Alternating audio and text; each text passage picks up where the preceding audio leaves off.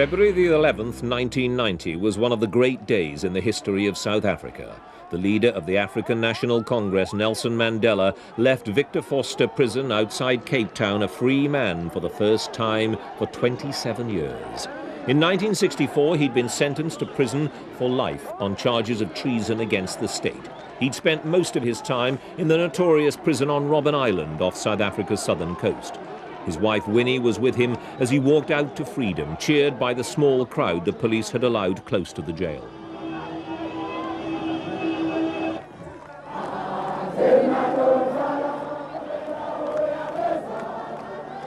Later in Cape Town, it was a different story. 50,000 people turned out to greet their hero, who was taken to stay at Bishop's Court, Archbishop Tutu's residence on the slopes of Table Mountain. It could hardly have been a greater contrast to the grim conditions the ANC leader had lived in for so many years.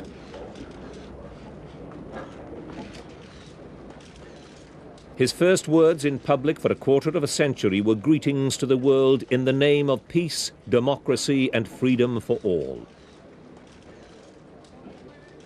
He thanked those who'd campaigned on his behalf through the years and praised President de Klerk as a man of integrity. But he also warned that political protest must continue until all black South Africans were free and equal partners with the whites.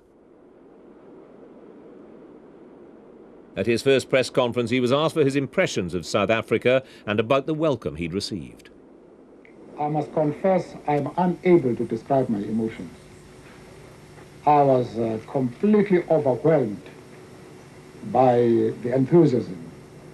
It's something I did not expect. And I would be merely rationalizing if I told you that I am able to describe my own feelings. It was breathtaking. That's all I can say. But the euphoria surrounding Mr. Mandela's release was short-lived. His ANC supporters were soon fighting with members of the Zulu Inkatha movement, and the white right wing in South Africa were also outraged at the government's decision to release him. Violence in South Africa seemed set for many years to come.